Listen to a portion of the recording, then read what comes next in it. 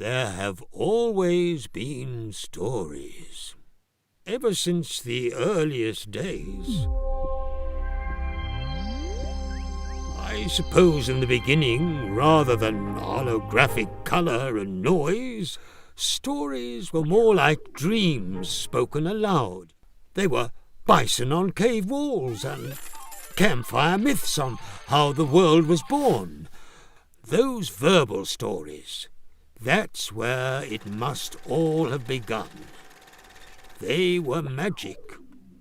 They were alive.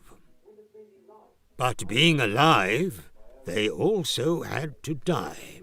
They vanished with the breath of the storyteller, to be reincarnated, evolving, mutating with each retelling, until eventually the original stories were lost forever.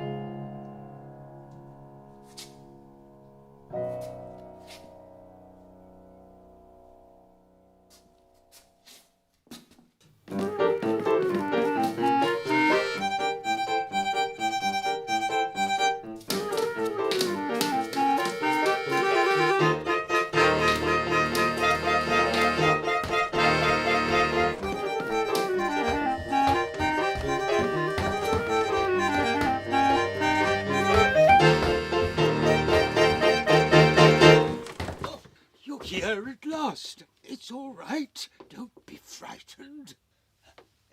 Is this what you were after?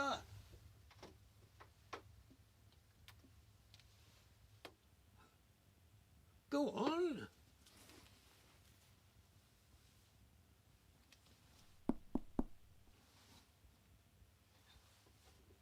No, look. Isn't it wonderful? I started to worry that you'd never come. Every morning I'd open the shop full of hope, but in vain. At closing time, I bring all the books in from the empty street, take down the awnings, telling myself, maybe tomorrow he'll arrive. Who?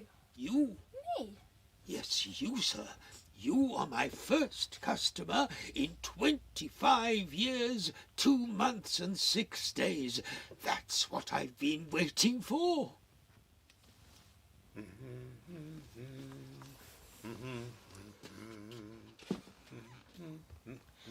What's a customer? It's like when you buy things on a computer, only better. Get to come here, see the books, touch them and smell them. Old books, nothing like it. E. Nesbit seems to have the best bouquet, I think, though I found some Hetty Brontes the other day in a box with old pipe tobacco. If you should catch a whiff of it, it'll knock your socks off. Is this a story? Oh, yes, yes. Well, what else does it do? It's a book. It paints pictures in your head. It gives you memories of things you will never experience. Look, the only way you will ever find out is to explore for yourself. Be my guest. You can read whatever you like. Would you like that? After much archaeology of my shelves, he went home with Kenneth Graham, Richmal Crompton, a Beano Annual, and a whole host of treasures besides. I almost envied him discovering them for the first time. After 25 years of waiting, my books had a new reader at last. In the old days, did everyone used to read books? As a lad, we all queued up at midnight for a book about a wizard. It was the vogue.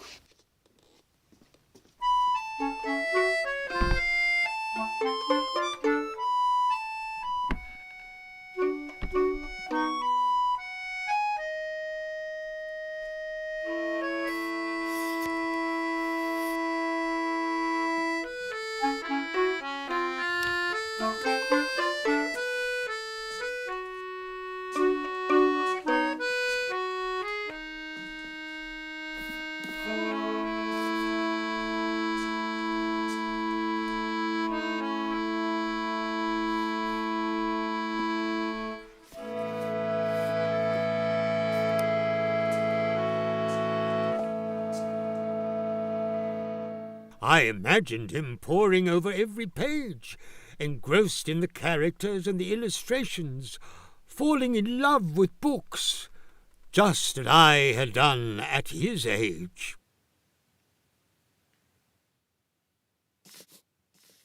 I suppose it was naive to have expected him to come back the very next day. He'd never read a single book before, let alone a whole pile. But as the days turned into weeks, I started to wonder if I had simply dreamt him. Was the boy a phantom, prophesying my fall into madness? Would I soon have a shop teeming with fictional customers?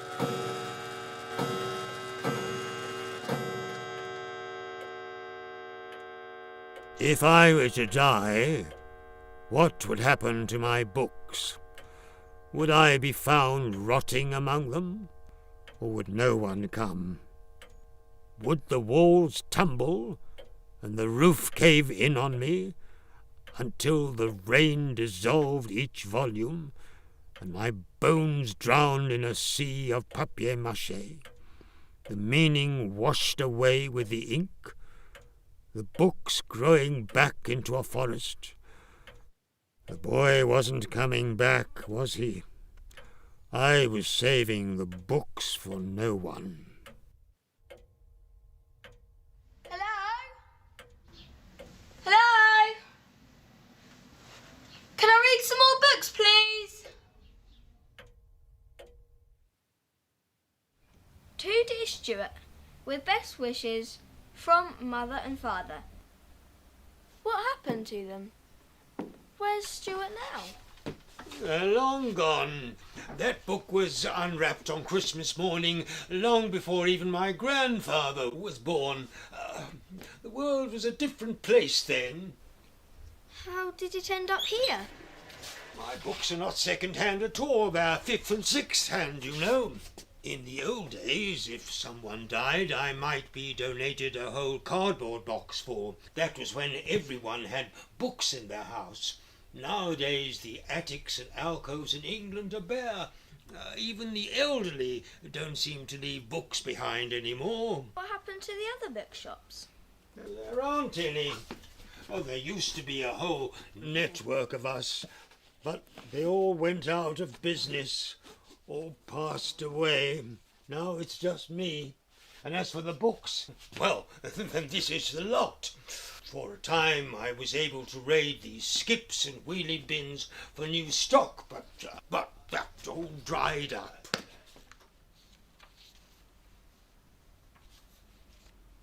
Oh, what's this?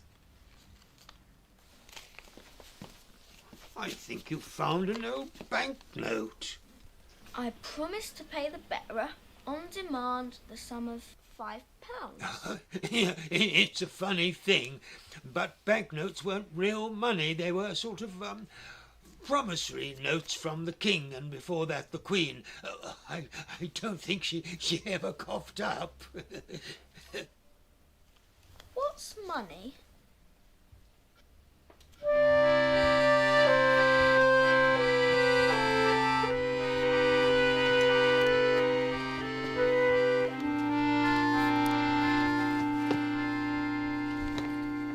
When you wanted to buy a book, or anything else for that matter, rather than tapping numbers into the computer, you gave the shopkeeper some of these. As a swap? Yes, if you like. Couldn't you read any of the books for free? You could borrow books from a place called the library. That was before they were all shut down. You know, for a while, there were electronic books, so you could buy or rent any text. Remarkable things. They were all the rage for years. I had one, a little plastic tablet and a touch screen. Looked like the real thing. E-ink, I think they called it. Died out, of course. What's the use of a pretend book if nobody knows what a real one is? You might as well have a pretend mangle. What's a mangle? Exactly. I think I may have some old American money somewhere. Let me think. What did the shopkeepers do with the money they were given? Put it in the till and swapped it in return for gas and electricity. I must see if I can find those dollars for you to see.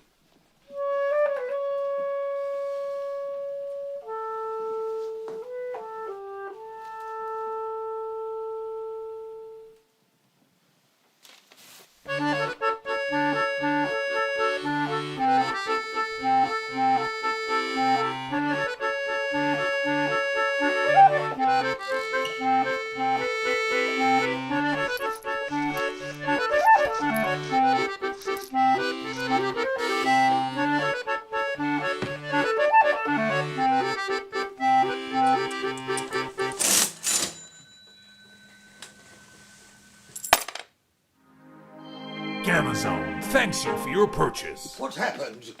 I was paying for the books I took, like in the old days. No. As long as money didn't change hands, they turned a blind eye to me. I knew I should have thrown that old thing out years ago.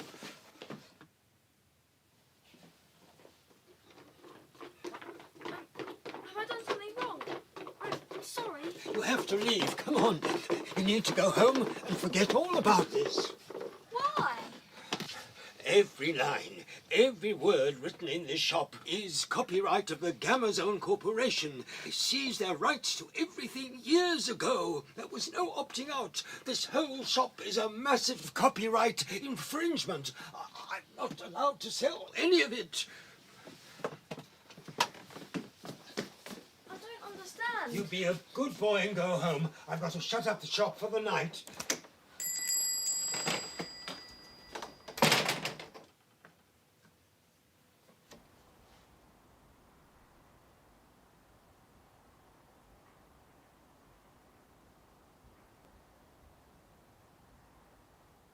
There have always been stories, and there always will be.